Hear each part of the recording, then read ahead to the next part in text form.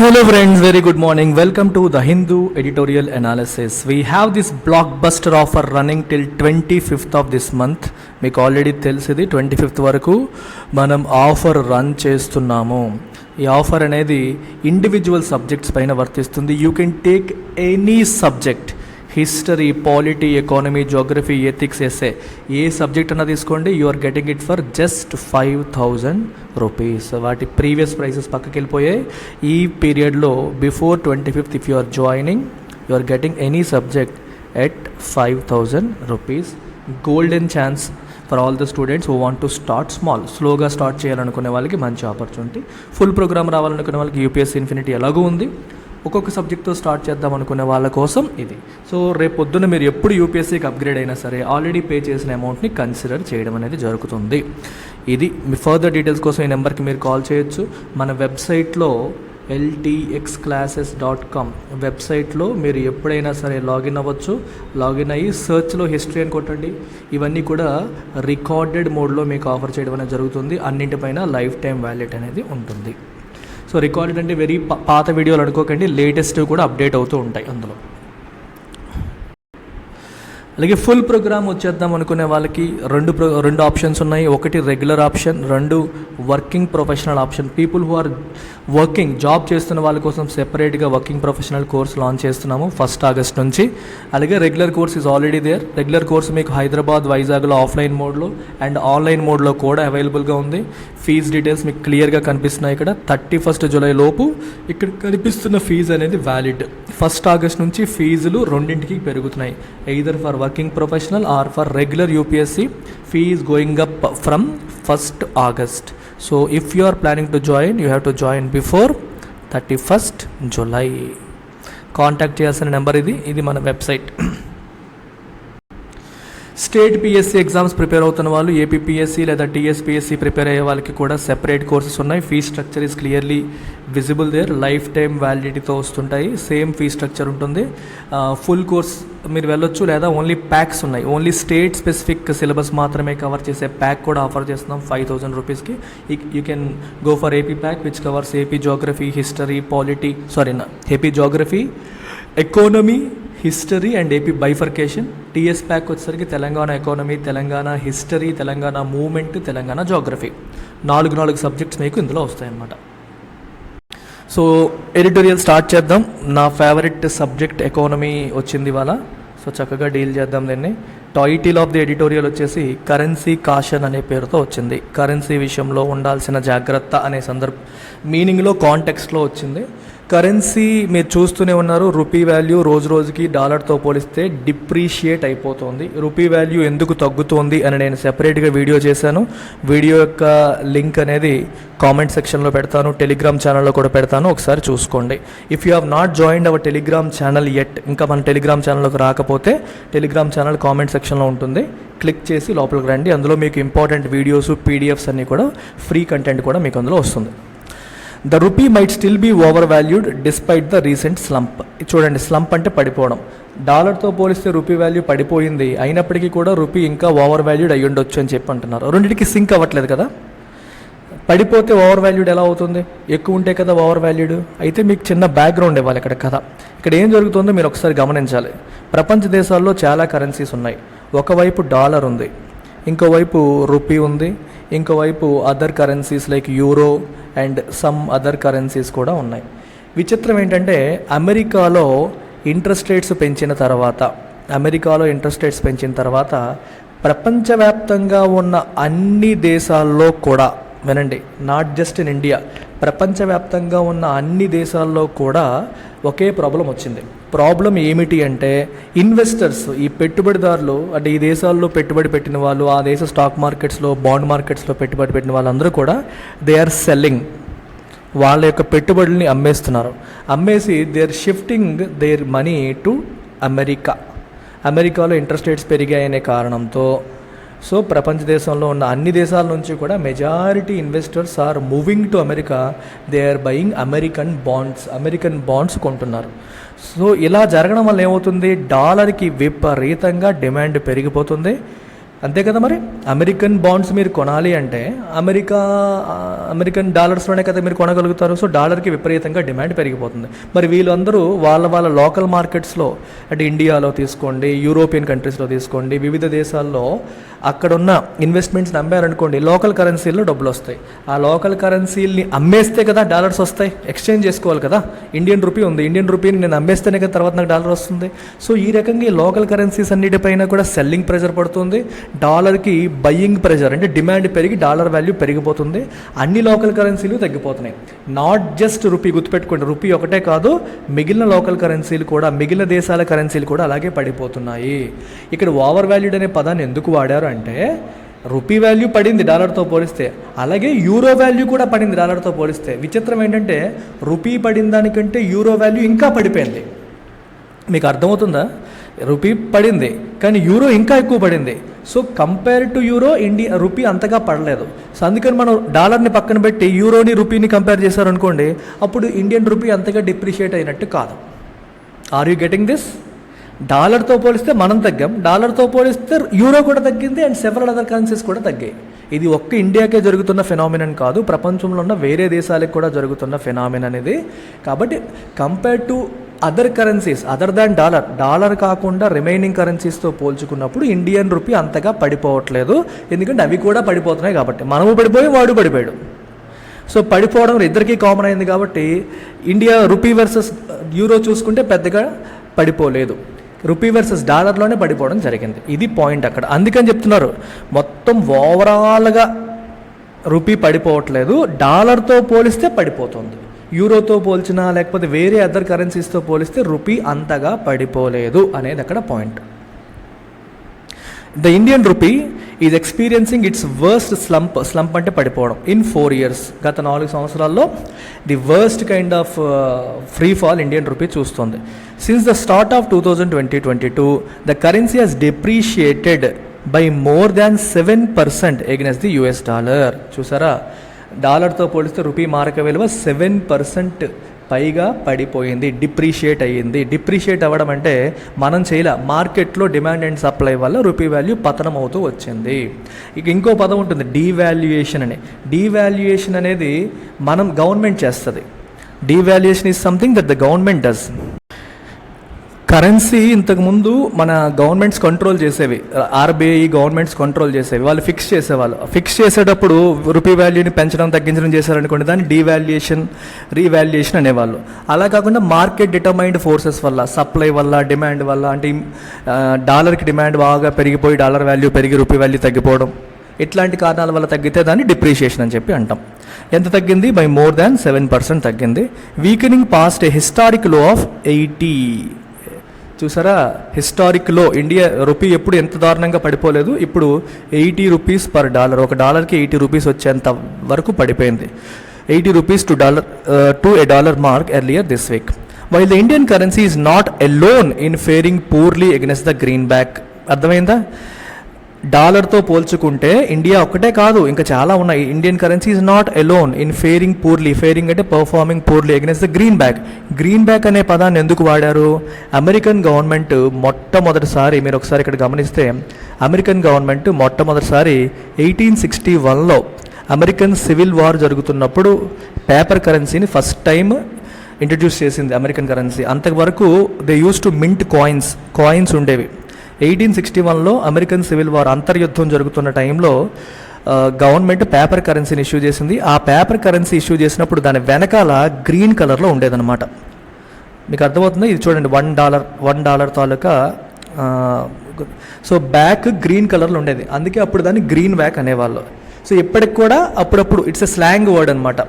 డాలర్ని green back అని కూడా అంటారు, అంతే. దానికి చిన్న హిస్టరీ కూడా మీకు ఇక్కడ చూపించాను. Dollar is also referred to as green back. It's a slang. ఇగోండి, ఇలా ఉంటుంది, ఇలా ఉండేది currency. This is how it use to be. So back side అంతా గ్రీన్, $1ది. ఇప్పటిది కాదులేండి, పాతది. ఇప్పుడు ఇలా లేదు, అప్పట్లో ఇష్యూ చేసిన కొత్తలో. అందుకని గ్రీన్ బ్యాక్ అనే పదాన్ని వాడారు.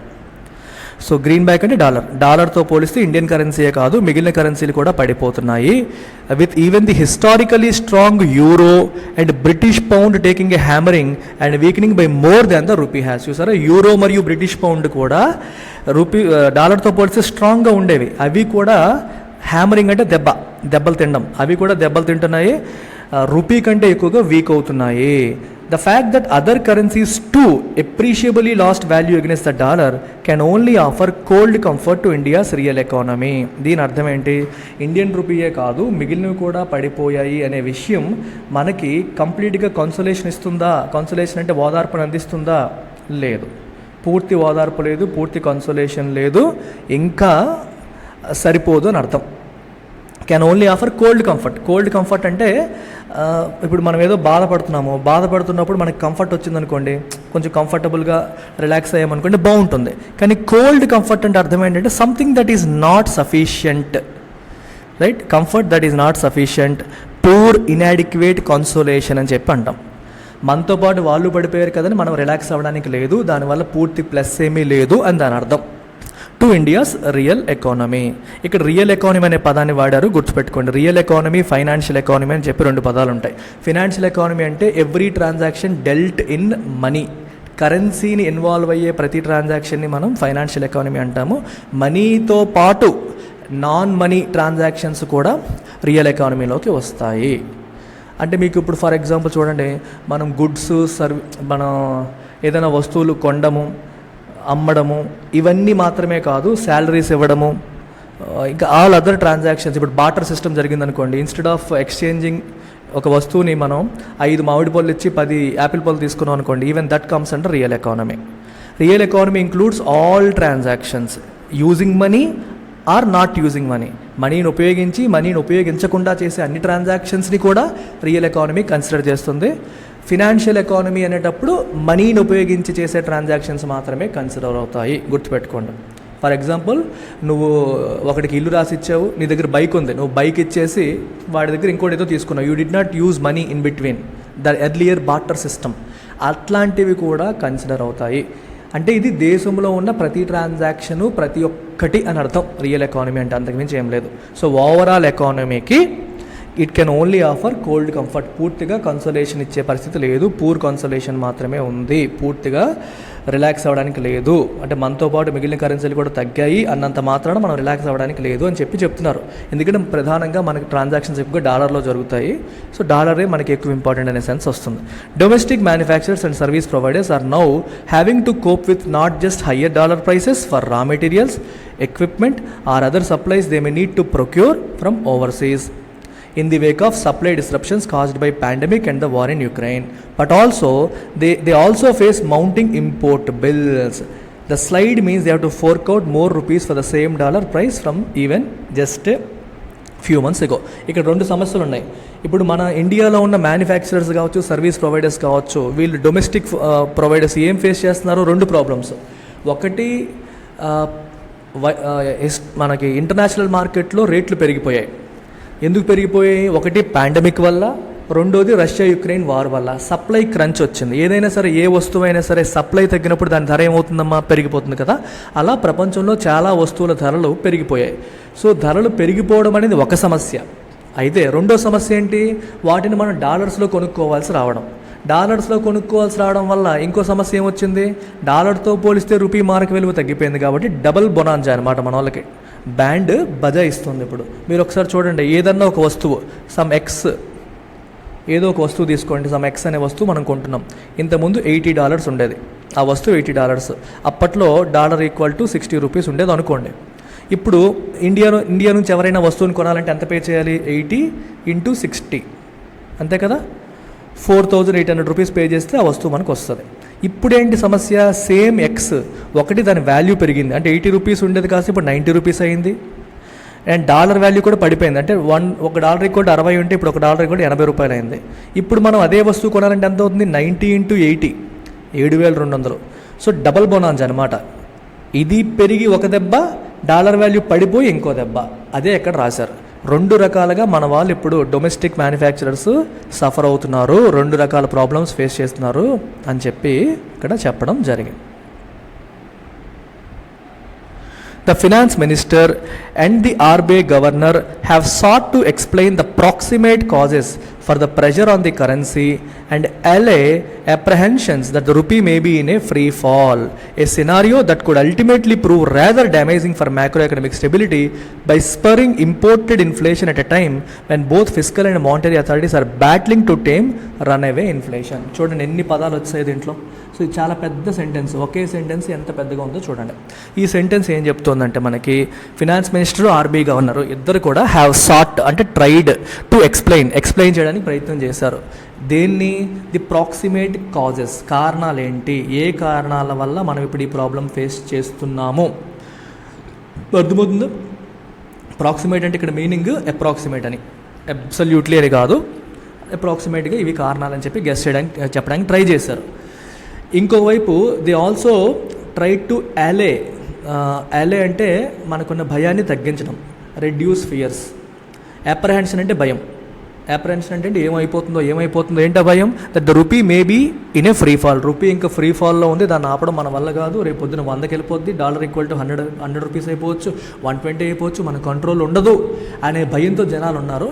అంత భయపడాల్సిన పని లేదు అని చెప్పి భయాన్ని కొంచెం తగ్గించే ప్రయత్నం reserve bank of India governor మరియు ఫినాన్స్ మినిస్టర్ ఇద్దరు కూడా ప్రయత్నం చేశారు. ఒకవేళ నిజంగానే రూపీ ఫ్రీ ఫాల్లో పడితే a scenario that could ultimately prove rather damaging for the micro economic stability కంప్లీట్గా డ్యామేజ్ అయిపోతుంది. ఎందుకని? దానివల్ల ఇంపోర్టెడ్ ఇన్ఫ్లేషన్ పెరిగిపోతుంది. ఇంపోర్టెడ్ ఇన్ఫ్లేషన్ అంటే అర్థం ఏంటి? Inflation in the country because of higher import bill. అర్థమైందా? ఎగ్జాంపుల్ చూడండి, క్రూడ్ ఆయిల్ ధర పెరిగింది. క్రూడ్ ఆయిల్ ధర పెరిగింది అనుకోండి వరల్డ్ మార్కెట్లో. ఇండియాలో క్రూడ్ ఆయిల్ ఏం చేస్తాం మనం? ఇంపోర్ట్ చేసుకుంటాం. మరి ఇంపోర్ట్ బిల్ పెరిగినట్టా లేదా? ఎస్, పెరిగింది. పెరిగితే అక్కడ ఆగిందా? క్రూడ్ ఆయిల్ ధర పెరిగింది కాబట్టి క్రూడ్ ఆయిల్ మీద బేస్ అయ్యే ప్రతి ప్రొడక్ట్ రేటు పెరిగిపోద్ది. పెట్రోల్ రేట్ పెరిగిపోయింది, డీజిల్ రేట్ పెరిగిపోయింది, కిరోసిన్ రేట్ పెరిగిపోయింది. ఓకే, పెట్రోల్, డీజిల్, కిరోసిన్ పెరిగాయి కాబట్టి మన కన్జ్యూమర్ ప్రైస్ ఇండెక్స్లో ఫ్యూయల్ అండ్ లైట్ కేటగిరీలో ఉన్న ఐటమ్స్ వాల్యూస్ పెరిగిపోయాయి. ఒకటి. రెండోది, దీనివల్ల ట్రాన్స్పోర్టేషన్ ఎక్స్పెన్సెస్ పెరిగిపోతాయి. ట్రాన్స్పోర్టేషన్ ఎక్స్పెన్సెస్లో కూడా మనకి పెరుగుదల కనిపిస్తుంది. ప్లస్ ట్రాన్స్పోర్టేషన్ పెరగడం వల్ల మన నిత్యావసరాలు, కూరగాయలు, పళ్ళు వీటి యొక్క మార్కెట్ ప్రైసులు పెరిగిపోతాయి. ఎందుకంటే వాళ్ళు పండించినప్పుడు పంట రేట్ ఒకటి ఉంటుంది, మళ్ళీ మార్కెట్కి తరలించడానికి ట్రాన్స్పోర్ట్ కాస్ట్ పెరిగిపోయింది, దానివల్ల వాటి మార్కెట్ ప్రైసులు పెరిగాయి. సో ఫుడ్ ప్రైస్ ఇన్ఫ్లేషన్కి కూడా దారితీస్తుంది. మీకు అర్థమవుతుందా ఎన్నింటికి దారితీస్తుందో? సో ఈ రకంగా ఎక్కడో విదేశాల్లో క్రూడ్ ఆయిల్ ధర పెరిగితే అది భారతదేశంలో మన మార్కెట్లో కొనుక్కునే కూరగాయలు, పళ్ళ మీద కూడా ఇంపాక్ట్ చూపిస్తుంది. ఈ ఇంపాక్ట్కి కారణం భారతదేశంలో ఉన్న పరిస్థితులే కాకుండా విదేశాల నుంచి ఉన్న పరిస్థితులు కూడా. దీన్ని ఇంపోర్టెడ్ ఇన్ఫ్లేషన్ అని చెప్పారు. సో ఇంపోర్టెడ్ ఇన్ఫ్లేషన్ ని స్పర్ చేసి దాన్ని ఇంకా పెరిగేలా చేసి ఓవరాల్గా స్టెబిలిటీని ఇంకా దెబ్బతీసే పరిస్థితి వస్తుంది అని కూడా చెప్తున్నారు. When both fiscal and monetary authorities are battling to tame runaway inflation. Runaway అంటే కంట్రోల్ తప్పిపోయిన హైపర్ ఇన్ఫ్లేషన్ అంటాం, రన్అవే ఇన్ఫ్లేషన్ అంటాం. Something that is not easy to control చేయడానికి లేకుండా ఎప్పటికప్పుడు పెరిగిపోయేదని రన్అవే ఇన్ఫ్లేషన్ అంటారు. బ్యాట్లింగ్ అంటే ఫైటింగ్, టేమ్ అంటే కంట్రోల్. దాన్ని కంట్రోల్ చేయడానికి ఒకవైపు ఫిస్కల్ అథారిటీస్ అంటే గవర్నమెంట్ ఫినాన్స్ మినిస్ట్రీ వాళ్ళు, మానిటరీ అథారిటీస్ అంటే ఆర్బీఐ వాళ్ళు ఇద్దరు కూడా ప్రయత్నాలు చేస్తున్నారు. ఆర్బీఐ ఎలా చేస్తుంది? ఇంట్రెస్ట్ రేట్స్ పెంచడం ద్వారా, మనీ సప్లై తగ్గించడం ద్వారా ఇన్ఫ్లేషన్ని కంట్రోల్ చేసే ప్రయత్నం చేస్తుంది. గవర్నమెంట్ ఎట్లా చేస్తుంది? ట్యాక్స్ని ఇన్ఫ్లుయెన్స్ చేయడం ద్వారా, సప్లై సైడ్ ఇంటర్వెన్షన్స్ ద్వారా గవర్నమెంట్ ప్రయత్నం చేస్తుంది. ఇద్దరు ప్రయత్నాలు చేస్తున్నారు, కానీ అన్ఫార్చునేట్లీ కంట్రోల్ చేయలేకపోతున్నారు. While the minister's statement in the Lok Sabha cite అంటే to show something as a reason, factors including the Russia-Ukraine conflict, soaring crude oil prices as major drivers of the rupee's depreciation, Governor Shaktikanta Das on Friday acknowledged concerns about the rupee and pointed to the fact that foreign portfolio investors were selling off assets and fleeing to safe haven in the wake of global monetary policy tightening. మీకు చెప్పాను already. Finance minister ఏమంటున్నారంటే లోక్సభలో Russia Ukraine conflict వల్ల, ప్రపంచ దేశాల్లో crude oil ధరలు బాగా పెరిగిపోవడం వల్ల రూపీ బాగా డిప్రిషియేట్ అయిపోతుంది, రూపీకి డాలర్కి డిమాండ్ పెరిగిపోతుంది కాబట్టి రూపీ వాల్యూ పడిపోతుంది అని చెప్తే, శక్తికాంత దాస్ గారు ఫ్రైడే ఎక్నాలెడ్జ్ అంటే యాక్సెప్ట్ చేశారు. ఏ విషయాన్ని? కన్సర్న్స్ అంటే ఆందోళనలు. ఏ విషయంలో అబౌట్ ద రూపీకి సంబంధించి మనం ఎక్స్ప్రెస్ చేస్తున్న కన్సర్న్స్ని ఆయన యాక్సెప్ట్ చేస్తూ ఆయన ఏమన్నారంటే ఫారిన్ పోర్ట్ఫోలియో ఇన్వెస్టర్స్ వాళ్ళు ఇండియాలో అసెట్స్ని అమ్మేసి దే ఆర్ ఫ్లీయింగ్ అంటే పారిపోతున్నారు, సేఫ్ హెవెన్ అంటే వాళ్ళ డబ్బుకి ఎక్కడ ప్రొటెక్షన్ ఉంటుందో అక్కడికి వెళ్ళిపోతున్నారు అని అర్థం. అమెరికాలో వడ్డీ రేట్లు బాగా పెరగడం వల్ల ప్రపంచ దేశాల్లో ఉన్న స్టాక్ మార్కెట్స్ అన్ని గడగడలాడుతున్నాయి. అరే అమెరికాలో సేఫ్, ఇంకా అమెరికా డాలర్స్లో పెట్టుకుంటే సేఫ్ కదా, ప్రపంచంలో అన్నిటికంటే పవర్ఫుల్ కరెన్సీ ఏది డాలరు. సో అమెరికన్ బాండ్స్ కొనుక్కున్నాం అనుకోండి, మనకి చక్కగా ఇంట్రెస్ట్ రేట్ ఎక్కువ ఉంది, డాలర్ వాల్యూ ఎప్పుడు పెరుగుతూనే ఉంటుంది కాబట్టి తగ్గట్లేదు. సో డాలర్ స్ట్రాంగ్గా ఉంది, ఇంట్రెస్ట్ రేట్స్ ఎక్కువ ఉన్నాయని చెప్పి అన్ని దేశాల్లో ఉన్న ఇన్వెస్టర్స్ అందరూ కూడా, ఎస్పెషల్లీ ఇండియాలో ఉన్న ఇన్వెస్టర్స్, ఫారిన్ ఇన్వెస్టర్స్ ఏం చేస్తున్నారు, ఇండియన్ స్టాక్ మార్కెట్స్లో, ఇండియన్ బాండ్ మార్కెట్స్లో పెట్టిన పెట్టుబడుల్ని ఉపసంహరిస్తున్నారు. Which means for example someone comes and invest in Reliance Industries Limited అనుకోండి. రిలయన్స్ ఇండస్ట్రీస్ లిమిటెడ్ షేర్లు ఒక 10,000 కొనుక్కున్నాడు, వాడు ఇప్పుడు అమ్మేస్తాడు. అమ్మేసి వచ్చిన డబ్బులు రూపాయలు వస్తాయి వాడికి. ఇండియన్ షేర్స్ అమ్మితే ఏమొస్తాయి, రూపాయలు వస్తాయి. ఆ రూపాయలు ఏం చేస్తాడు వాడు, రిజర్వ్ బ్యాంక్ దగ్గరికి వెళ్ళి ఈ రూపాయలు ఇచ్చేసి నాకు డాలర్లు ఇవ్వండి అంటాడు. అంటే వాడు ఏం కొంటున్నాడు, డాలర్స్ కొంటున్నాడు. ఏం అమ్ముతున్నాడు, రూపీస్ అమ్ముతున్నాడు. రూపాయి మీద ఏ ప్రెజరు, సెల్లింగ్ ప్రెజర్. డాలర్ మీద ఏ ప్లస్, డిమాండ్, బయింగ్ ప్రెజర్ ఉంది. బయింగ్ ప్రెజర్ అనేది పాజిటివ్, అందువల్ల డాలర్ వాల్యూ ఇంకా పెరుగుతుంది. ఏ వస్తువు అయితే ఎక్కువగా అందరూ ఒకేసారి అమ్మకానికి వచ్చారనుకోండి, దాని వాల్యూ ఏమవుతుంది, తగ్గిపోతుంది. అలా రూపీ మీద సెల్లింగ్ ప్రెజరు, డాలర్ మీద బయింగ్ ప్రెజరు పడుతున్నాయి. ఓకే, వీళ్ళందరూ ఎందుకు పారిపోతున్నారు, అమెరికా ఇప్పుడు సేఫ్, అక్కడ ఎక్కువ ఇంట్రెస్ట్ ఉంది, ప్లస్ అన్నిటికంటే powerful currency American dollar, so మన డబ్బులు డాలర్స్లో మెయింటైన్ చేసుకుంటే బెటర్ అని చెప్పి అందరూ పారిపోతున్నారు. In the Wake of global monetary policy tightening, ప్రపంచవ్యాప్తంగా మానిటరీ పాలసీ టైట్నింగ్ అవుతుంది. మానిటరీ పాలసీ టైట్నింగ్ అంటే అర్థం ఏంటి, ఇంట్రెస్ట్ రేట్స్ పెంచడం అని అర్థం అనమాట. అక్కడ ఆ మీనింగ్ అది. అంటే చూడండి, మానిటరీ పాలసీ ఎప్పుడైనా సరే అకామిడేటివ్ లేకపోతే గ్రోత్ అకామిడేటివ్ మానిటరీ పాలసీ అన్నారనుకోండి, అంటే ఇంట్రెస్ట్ రేట్స్ తక్కువగా ఉంది. ఎప్పుడైనా ఇండస్ట్రీకి వడ్డీ రేట్లు ఎక్కువ ఉంటే మంచిదా, తక్కువ ఉంటే మంచిదే, మీరే చెప్పండి. ఇండస్ట్రీకి ఎప్పుడైనా వడ్డీ రేట్లు తక్కువ ఉంటే మంచిదే. అప్పుడు వాళ్ళు ఎక్స్పాండ్ అవ్వాలన్నా, కొత్త బిజినెస్ పెట్టాలన్నా తక్కువ వడ్డీకి లోన్లు వస్తాయి. టైటన్ చేయడం అంటే ఇంట్రెస్ట్ రేట్స్ పెంచాలన్నమాట. ఇంట్రెస్ట్ రేట్స్ పెంచడం వల్ల ఏమవుతుంది, వాళ్ళకి కొంచెం ఇబ్బందులు వస్తాయి, గ్రోత్కి అది ఇబ్బంది పెడుతుంది.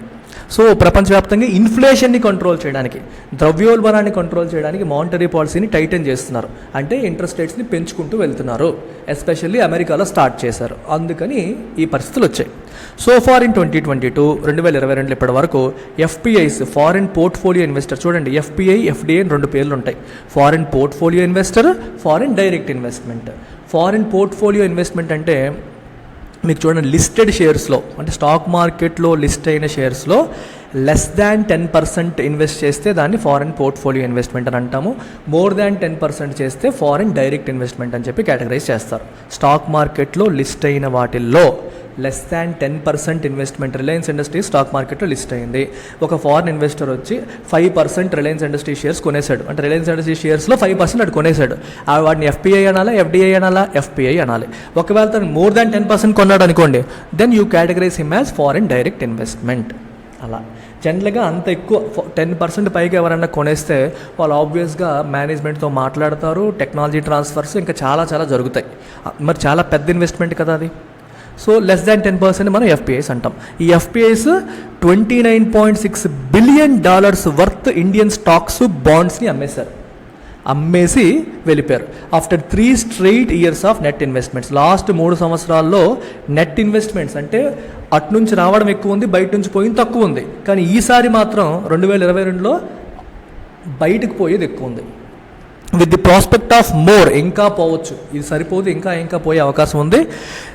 ఎందుకంటే with the prospect of more sharp interest rate increases by Federal Reserve to tame 4-decade high US inflation, likely to do little to staunch the outflows. Obviously కదా, ఇప్పుడు అమెరికాలో interest rate 4-decade high interest rate ఉంది, inflation ఉంది. అమెరికాలో ఎప్పుడు inflation 2% అలా ఉంటుంది. అలాంటిది అమెరికాలో 9%, 10% ద్రవ్యోల్బణం ఉంది.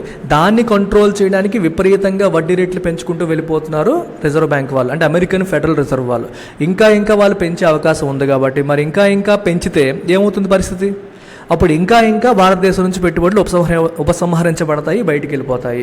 సో ఇది పరిస్థితి అనమాట. మరి దానివల్ల ఏమవుతుంది, మనకి అవుట్ఫ్లోస్ని మనం ఆపగలుగుతామా? స్టాంచ్ అంటే ఇక్కడ మీనింగ్ స్టాప్. స్టాంచ్ 2 మీనింగ్స్ ఉంటాయి. యాడ్జెక్టివ్గా తీసుకుంటే ఈజ్ ఎ స్టాంచ్ ఫాలోవర్, అంటే లాయల్ ఫాలోవర్, ఎప్పటి నుంచో మాకు నమ్మకస్తుడు అంటాం యాడ్జెక్టివ్గా. వర్బ్గా తీసుకుంటే ఆపడం, to staunch the outflows, stop అనమాట. సో ఇన్ఫ్లేషన్ని కంట్రోల్ చేయడానికి అమెరికాలో ఇంకా ఎక్కువగా వడ్డీ రేట్లు పెంచుతున్నారు కాబట్టి, మరి వడ్డీ రేట్లు పెంచుతారు కాబట్టి అవుట్ఫ్లోస్ అనేవి ఇంకా ఎక్కువ అవుతాయి, తగ్గవు అని అర్థం. The dollar index, another keyword, a measure of the greenback's value against the basket of 6 major currencies, too offers little reassurance to the rupee. ఇది చాలా ఇంపార్టెంట్ స్టేట్మెంట్ అమ్మ, చూడండి. డాలర్ ఇండెక్స్ అనే పదాన్ని వాడారు.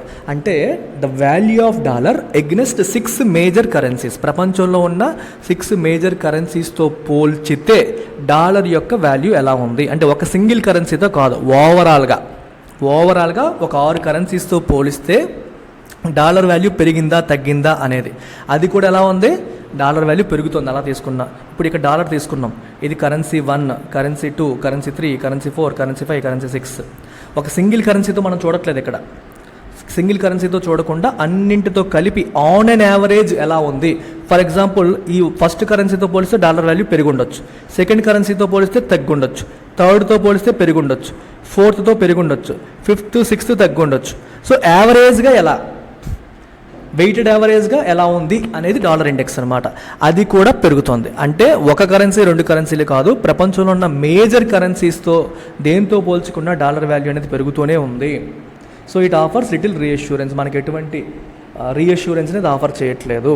The index is just shy of 20-year high hit last month, indicating that investors are betting strongly on dollar backed assets. చూసారా, index 20-year హైలో ఉంది. Last month 20-year high hit చేసింది, ఇప్పుడు కూడా ఆల్మోస్ట్ దాని దగ్గరలో ఉంది. దాని అర్థం ఏంటి, investors across the world are betting on dollar backed assets. Dollar backed assets అంటే అమెరికన్ బాండ్స్, అమెరికన్ స్టాక్స్ కొనడానికి ఇష్టపడుతున్నారు. డాలర్లో మన డబ్బుని డాలర్లోనే ఉంచేసుకుందాము, డాలర్ స్ట్రాంగ్గా ఉంది కదా అని అర్థం అనమాట. The rupee's real effective exchange rate, which is REA, which provides a weighted average value in relation to a basket of currencies of its major trading partners, is also signaling that Indian currency is still overvalued and has room to depreciate further. So దీని అర్థం ఏంటి అంటే, Indian rear అంటే ఇప్పుడు మనకి dollar index అని చెప్పాం కదా, సిమిలర్గా అలాంటిదే అనమాట. ఇక్కడ రూపీ ఉంది, రూపీ డాలర్తో ట్రేడ్ చేస్తాం మనం, చైనా వాడి కరెన్సీతో ట్రేడ్ చేస్తాము, యూరోపియన్ యూనియన్తో ట్రేడ్ చేస్తాము, జాపనీస్ కరెన్సీతో ట్రేడ్ చేస్తాం. ఇలా ఒక 6 టాప్ ట్రేడింగ్ పార్ట్నర్స్, ఇండియా యొక్క ఎక్స్పోర్ట్స్ ఇంపోర్ట్స్ తీసుకుంటే ట్రేడ్ పరంగా ఉన్న టాప్ ట్రేడింగ్ పార్ట్నర్స్ యొక్క కరెన్సీని తీసుకొని దాని యొక్క వెయిటెడ్ యావరేజ్ తీసుకొని దాంతో పోలిస్తే రూపీ వాల్యూ ఎలా ఉందని చెప్పడం. ఫర్ ఎగ్జాంపుల్, డాలర్తో పోలిస్తే రూపీ వాల్యూ ఏమైందమ్మా, తగ్గిపోయిందని చెప్తున్నాం. యూరోతో పోలిస్తే పెరుగుండొచ్చు, చైనీస్ యెన్తో పోలిస్తే పెరుగుండొచ్చు, జపనీస్ యెన్తో పోలిస్తే తగ్గుండొచ్చు, చైనీస్ కరెన్సీతో పెరిగింది ఇలా అనుకోండి. సో ఓవరాల్గా రూపీ వాల్యూ పెరిగిందా తగ్గిందా, ఓవరాల్గా రూపీ వాల్యూ పెరిగిందా తగ్గిందా అని చెప్పి చూస్తాను. ఇలా చూడగా వచ్చేదాన్ని మనం రియల్ ఎఫెక్టివ్ ఎక్స్చేంజ్ రేట్ అని చెప్పండి. రియల్ అనే పదాన్ని ఉపయోగించారు కాబట్టి it is also adjusted for inflation అంటే ఏం చేస్తారంటే వాళ్ళ ఇన్ఫ్లేషను మన ఇన్ఫ్లేషన్ కూడా వేస్తారు.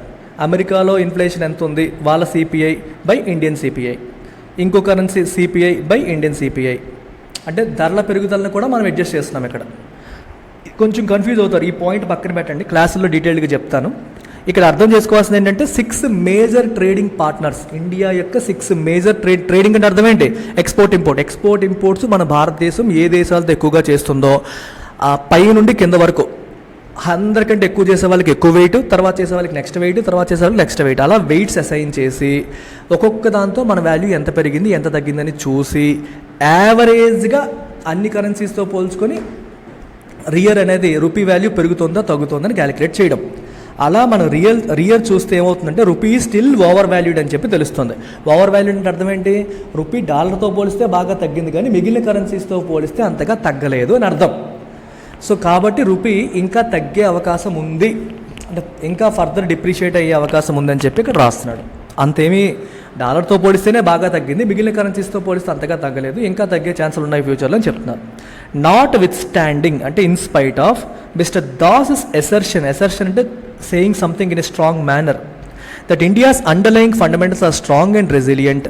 దాస్ ఏమంటున్నారు, ఇండియా యొక్క ఫండమెంటల్స్ ఆర్ స్ట్రాంగ్గా ఉన్నాయి. Resilient, what is the meaning of resilient, దెబ్బతిన్నా తిరిగి లేవగలగడాన్ని రెసిలియన్స్ అంటారు.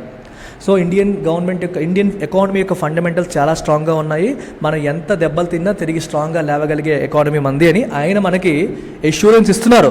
అవి చెప్పినప్పటికీ నాట్ విత్ స్టాండింగ్ అంటే in spite of despite with foreign exchange reserves adequate. ఆయన ఏమంటున్నారు, ఫారిన్ ఎక్స్చేంజ్ రిజర్వ్స్ మన దగ్గర యాడిక్వేట్గా ఉన్నాయి. ఇప్పుడు ఏమవుతుందంటే ఇంపోర్ట్స్ ఎక్కువ ఉండి ఎక్స్పోర్ట్స్ తక్కువ ఉన్నాయి, ఇన్వెస్టర్స్ అందరూ బయటికి వెళ్ళిపోతారంటే అర్థం ఏంటి, డాలర్లకి డిమాండ్ పెరుగుతుంది. వాళ్ళందరూ ఎక్కడికి వస్తారు, రిజర్వ్ బ్యాంక్ ఆఫ్ ఇండియా దగ్గరికి వస్తారు డాలర్లు కావాలి అంటే. మరి డాలర్లు రిజర్వ్ బ్యాంక్ దగ్గర రిజర్వ్స్ ఉన్నాయా? ఎస్, ఇండియా దగ్గర ఫారిన్ ఎక్స్చేంజ్ రిజర్వ్స్ ఇనఫ్ ఉన్నాయి. కాబట్టి అంత టెన్షన్ పడక్కర్లేదని చెప్పి శక్తికాంత్ దాస్ చెప్తున్నారు. అయితే the RBI will need to judiciously utilize every dollar in its war chest. War chest అంటే జనరల్గా reserve money used in wars అని అంటారు.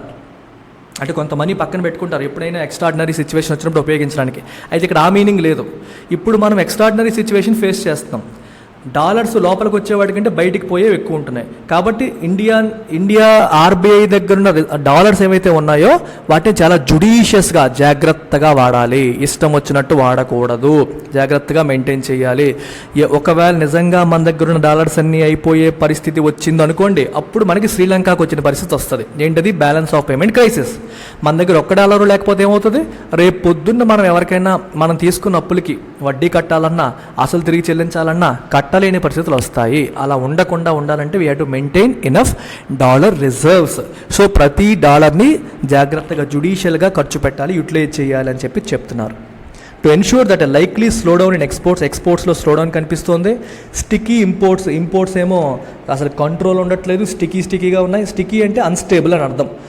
Do not add more undue pressure on the rupee మీద ఇంకా ప్రెజర్ పడకుండా ఉండాలి అంటే మన దగ్గర బ్యాలెన్స్ మెయింటైన్ చేసుకోవాలి అని అర్థము.